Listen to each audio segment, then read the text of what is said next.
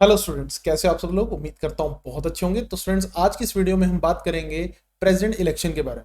देखिए, आप सबको पता ही होगा कि प्रेसिडेंट इलेक्शन जो है वो होने जा रहे हैं और एनडीए ने अपना जो कैंडिडेट है वो अनाउंस कर दिया है कि उनकी तरफ से आने वाले प्रेसिडेंट इलेक्शन में कौन कैंडिडेट होंगे। तो आज उसी सब के बारे में आज की इस वीडियो में चर्चा करेंगे। लेकिन आगे बढ़ने से पहले आप देख सकते हैं कि हमारा वीकली शेड्यूल आपको स्क्रीन पर यहाँ पर दिखाई दे रहा है, तो इसको आप फॉलो कर सकते हो अपनी प्रिपरेशन को और अच्छे लेवल पर लेके जाने के लिए।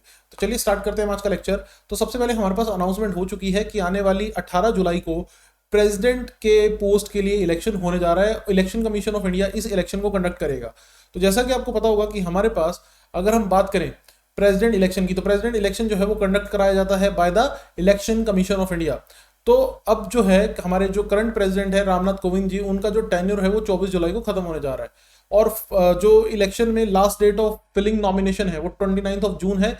और 29 जुलाई तक, सॉरी 18 जुलाई तक हमारे पास, 18 जुलाई को इलेक्शन जो है वो हो जाएगा। और उसके बाद जल्द ही हमारे पास नए प्रेसिडेंट हमें देखने को मिलेंगे और ऑलमोस्ट तय हो चुका है कि आने वाले टाइम में प्रेसिडेंट कौन होंगे। लेकिन आगे बढ़ने से पहले मैं आपको बता दूं कि हमारे जो चीफ इलेक्शन कमिश्नर हैं वो कौन है, राजीव कुमार। राजीव कुमार ने अनाउंस कर दिया है कि जो एमपी की वोट की वैल्यू होगी वो इस बार 700 होगी। हाँ जी, देखिए ध्यान से सुनिएगा। जो एमपी की वोट की वैल्यू होगी, मेंबर ऑफ पार्लियामेंट की वोट की वैल्यू होगी, वो 700 होगी, जो इससे पहले 708 थी। ठीक है। इसके अलावा उन्होंने यहां पर क्या कहा है कि जो एमएलए की टोटल वोट की वैल्यू है वो रहेगी हमारे पास 5,43,231। अब क्योंकि हर एमएलए की, हर स्टेट के एमएलए की वोट की वैल्यू डिफरेंट होती है, तो एमएलए की वोट की वैल्यू बताना थोड़ा सा पॉसिबल यहां पर नहीं है हर स्टेट के बारे में, क्योंकि हर स्टेट के एमएलए की वोट की वैल्यू डिफरेंट होती है। लेकिन जब बात एमपी की आती है, मेंबर ऑफ पार्लियामेंट की आती है, तो हर मेंबर ऑफ पार्लियामेंट, चाहे वो लोकसभा से हो चाहे वो राज्यसभा से हो, उनकी वोट की वैल्यू सेम रहेगी, दैट विल बी 700। तो चलिए थोड़ा सा और विस्तार में इसको जानने की कोशिश करते हैं कि ये सब है क्या और किस तरह से प्रेसिडेंट का इलेक्शन जो है वो कंडक्ट होता है। तो अगर हम बात करें student, article 54 of the Indian constitution वो प्रेसिडेंट के इलेक्शन के बारे में बात करता है। तो प्रेसिडेंट का जो इलेक्शन है वो सिंगल ट्रांसफरेबल वोटिंग सिस्टम के थ्रू होता है। और प्रेसिडेंट के इलेक्शन में आपको पता होना चाहिए कि कौन कौन पार्टिसिपेट करता है। हमारे जैसे लोग तो पार्टिसिपेट नहीं करते, तो कौन पार्टिसिपेट करता है? तो लोकसभा और राज्यसभा के मेंबर्स, लेकिन इलेक्टेड मेंबर्स ओनली। ठीक है। राज्यसभा के नॉमिनेटेड मेंबर प्रेसिडेंट इलेक्शन में वोट नहीं करते। जी हाँ, याद रखिएगा, राज्यसभा के जो नॉमिनेटेड मेंबर होते हैं वो प्रेसिडेंट इलेक्शन में वोट नहीं करते। Legislative assembly of the states, Bharat के 28 स्टेट्स की जो लेजिस्लेटिव असेंबलीज हैं वो हमारे पास यहाँ पर पार्टिसिपेट करेंगी। लेजिस्लेटिव काउंसिल जो है वो प्रेसिडेंट के इलेक्शन में पार्टिसिपेट नहीं करती। इसके अलावा legislative assembly of union territory of Delhi and Puducherry, ठीक है, दिल्ली और पुडुचेरी की जो यूनियन टेरिटरीज हैं उनकी जो लेजिस्लेटिव असेंबलीज हैं वो भी प्रेसिडेंट के इलेक्शन में पार्टिसिपेट करेंगी। तो कुछ इस तरह से इलेक्टोरल कॉलेज जो है वो बनता है प्रेसिडेंट इलेक्शन के लिए। लेकिन आपको पता होना चाहिए कि वोट की वैल्यू कैसे कैलकुलेट की जाती है। जैसा कि मैंने बताया कि जो एमपी की वोट की वैल्यू है वो फिक्स है इस बार 700। तो उसका फॉर्मूला क्या है? जैसे जनरल इलेक्शन होता है, जैसे नॉर्मल, जैसे हमारे पास जो हम जिसमें वोटिंग करते हैं वहां पे हर व्यक्ति की वोट की वैल्यू सेम होती है, जैसा कि आपको स्क्रीन पे दिखाई दे रहा है।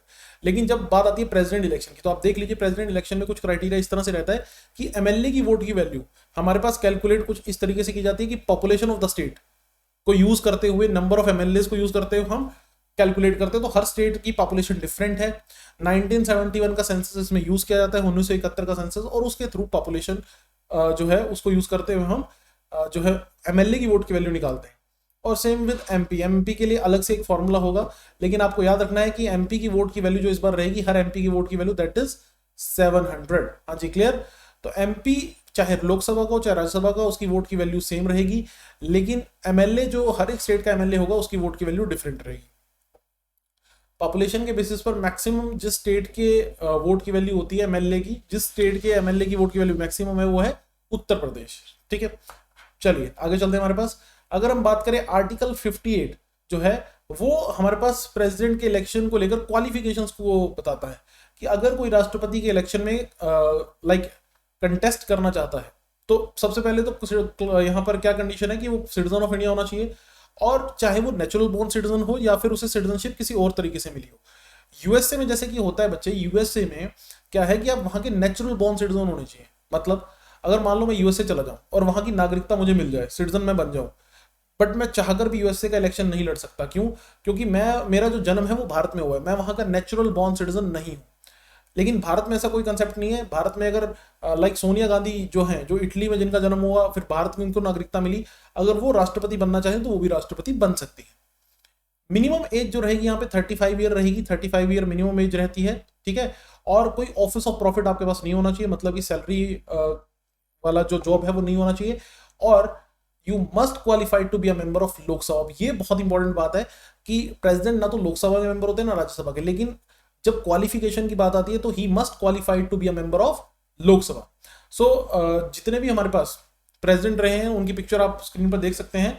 सो हमारे पास अगर हम बात करें, ये स्टोरी शुरू होती है डॉक्टर राजेंद्र प्रसाद से, first president of the republic of India. उसके बाद हमारे पास Sarvepalli Radhakrishnan, then Zakir Hussain, and he is the founder, Zakir, do remember Zakir Hussain, founder of Jamia Millia Islamia university, ठीक है। And it's one of the famous university right now, Jamia Millia Islamia university. उसके जो फाउंडर थे वो हमारे पास डॉक्टर जाकिर हुसैन थे। अभी हमारे करंट प्रेसिडेंट है रामनाथ कोविंद। चलिए, तो ये हमारे पास प्रेसिडेंट की लिस्ट है जो आपको यहाँ पर स्क्रीन पर दिखाई दे रही है। चलिए आगे चलते हैं हमारे पास नेक्स्ट। अगर हम बात करें प्रेसिडेंट के इलेक्शन में क्या हर कोई कंटेस्ट कर सकता है? इन क्वालिफिकेशन के बाद भी आपको 50 इलेक्टर एज प्रपोजर चाहिए और 50 इलेक्टर्स एज सेकेंडर। अब इलेक्टर्स कौन है? मैंने आपको बता दिया कि लोकसभा राज्यसभा के एमपी और एमएलए वो हमारे पास क्या है, इलेक्टर्स है। तो 50 इलेक्टर्स आपको एज अ प्रपोजर चाहिए और 50 इलेक्टर्स एज अ सेकेंडर। और एक प्रपोजर केवल एक व्यक्ति के लिए ही प्रपोजर और इलेक्टर बन सकता है। एक इलेक्टर जो है, मतलब कि मान लो मैं एक पर्टिकुलर एमएलए हूं तो मैं एक पर्टिकुलर कैंडिडेट को ही समर्थन दे सकता हूं, दो कैंडिडेट्स को एक साथ समर्थन नहीं दे सकता। तो यानी कि अगर राष्ट्रपति के इलेक्शन में अगर आपने कंटेस्ट करना है तो इसका मतलब आपके लगभग 50 एमपी एमएलए और मतलब कि लगभग 100 एमपी और एमएलए आपके नॉन में होने चाहिए जो आपके नाम का समर्थन करे, फिर आप इलेक्शन में कंटेस्ट कर पाओगे। 15,000 आपको आरबीआई के पास सिक्योरिटी जमा करनी पड़ती है। अगर आपको 1/6 वोट नहीं मिले तो ये 15,000 रुपए जब्त हो जाएंगे, यानी जिसको बोलते हैं जमानत जब्त होना। अगर हम बात करें देश के पहले राष्ट्रपति, हाँ जी, तो वो थे हमारे पास डॉक्टर राजेंद्र प्रसाद जी। तो एक बहुत ही जाने माने वकील थे, बहुत सी बुक्स इन्होंने लिखी। एक इनकी बहुत फेमस बुक है इंडिया डिवाइडेड, ठीक है, याद रखिएगा, इंडिया डिवाइडेड इनकी एक बहुत फेमस बुक है, ठीक है। और हमारे पास सत्याग्रह एट चंपारण, ये बुक भी हमारे पास डॉक्टर राजेंद्र प्रसाद ने लिखी है, सत्याग्रह एट चंपारण। तो क्योंकि जो चंपारण सत्याग्रह था उसमें महात्मा गांधी जी के साथ ये इन्वॉल्व थे, उस सत्याग्रह में इन्होंने महात्मा गांधी जी का साथ दिया था। और ये ऐसे राष्ट्रपति हैं जिन्होंने 2 टेन्योर, लगातार 2 कार्यकाल राष्ट्रपति के रूप में एग्जीक्यूट किए, मतलब कि ये 2 बार भारत के राष्ट्रपति रहे हैं कंसेक्टिवली। भारत में एक व्यक्ति मल्टीपल टाइम राष्ट्रपति रह सकता है, उसकी कोई लिमिट नहीं है। जैसे यूएसए में एक व्यक्ति 2 बार राष्ट्रपति बन सकता है, उससे ज्यादा नहीं बन सकता। तो लेकिन अगर हम बात करें इंडिया में ऐसी कोई रिस्ट्रिक्शन नहीं है, अगर कोई व्यक्ति चाहे तो वो कितनी भी बार राष्ट्रपति बन सकता है। अगर कोई राष्ट्रपति बना है तो क्या उसको उसकी पोजीशन से हटाया जा सकता है? जी हाँ, उसको उसकी पोजीशन से हटाया जा सकता है। आप यहां पर समझने की कोशिश कीजिए, आर्टिकल 61 जो है वो इंपीचमेंट को लेकर बात करता है, इंपीचमेंट प्रोसेस को लेकर बात करता है कि अगर किसी व्यक्ति को प्रेसिडेंट की पोजीशन से हटाना है तो मोशन ऑफ इंपीचमेंट चलाया जाएगा as per the article number 61। और ये किसी भी हाउस में स्टार्ट किया जा सकता है, ये किसी भी हाउस में स्टार्ट किया जा सकता है। और यहां पर आपको पता होना चाहिए कि स्पेशल मेजोरिटी से ये जो प्रस्ताव है वो पास होगा। स्पेशल मेजोरिटी यानी कि टोटल स्ट्रेंथ जो होगी उसका 3/4, ठीक है, 3/4 of the total strength of the house in both the houses of the parliament. सबसे डिफिकल्ट मेजोरिटी लगती है प्रेसिडेंट को उसकी पोजीशन से रिमूव करने के लिए, ठीक है। अभी तक किसी भी प्रेसिडेंट को भारत के इतिहास में इंपीच नहीं किया गया, ये भी आप याद रखेंगे, अभी तक भारत के किसी भी प्रेसिडेंट को इतिहास में इंपीच नहीं किया गया। देश के सबसे जो प्यार जिन राष्ट्रपति को मिला, जिस राष्ट्रपति को मिला, वो थे हमारे पास doctor APJ Abdul Kalam. 11th president ये रहे हैं इंडिया के। अगर मैं कहूँ किसी राष्ट्रपति को सबसे ज्यादा प्यार मिला है या जिनको पीपल प्रेसिडेंट कहा गया तो वो डॉक्टर एपीजे अब्दुल कलाम थे। शायद इनके जितना प्यार किसी और राष्ट्रपति को मिला हो, और ये थे भी उस लायक क्योंकि इनसे जुड़ी हुई कई सारी कहानियां हैं, कई सारी किस्से हैं, और ये आम जनता के लिए सोचते थे। लाइक एक बड़ा इंटरेस्टिंग किस्सा मैं आपको सुनाना चाहूंगा यहाँ पे कि राष्ट्रपति का जो ऑफिस होता है तो वहां पर जो है इनके एक बार रिलेटिव्स इनसे मिलने आते हैं, राष्ट्रपति के आवास में, राष्ट्रपति भवन में इनके रिलेटिव इनसे मिलने आते हैं। तो उनका जो भी खर्चा होता है राष्ट्रपति भवन में रहने का, तो ये बोलते हैं कि मैं अपनी सैलरी से पे करूंगा। आप समझिए इस बात को कि कितनी इंटरेस्टिंग बात है। ये बोलते हैं कि मैं अपनी सैलरी से पे करूंगा, मैं इस चीज को इग्नोर नहीं कर सकता। हाँ जी, clear. So that is one of the interesting thing. चलिए, मिसाइल मैन ऑफ इंडिया के नाम से भी नहीं जाने जाते, पोखरण टेस्ट इन्होंने कराए थे।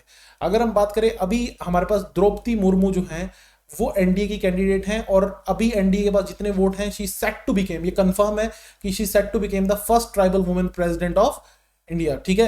ये शेड्यूल्ड ट्राइब कम्युनिटी से बिलोंग करते हैं और उड़ीसा की संथल कम्युनिटी बेसिकली, आप याद रखेंगे।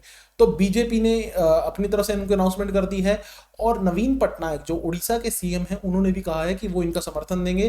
तो कंफर्म है कि द्रौपदी मुर्मू जो है, she is set to became the first tribal women president of India, और इनकी उम्र 64 साल है, 64 ईयर है। और इसके पहले जो सबसे यंगेस्ट प्रेसिडेंट रहे हैं नीलम संजीवा रेड्डी, उनकी एज भी 64 साल है, ठीक है। तो she is one of the youngest president जो है वो हमारे पास बनने वाली हैं in the history of India. और इससे पहले प्रतिभा सिंह पाटिल जो हैं वो देश की पहली महिला राष्ट्रपति रह चुकी हैं।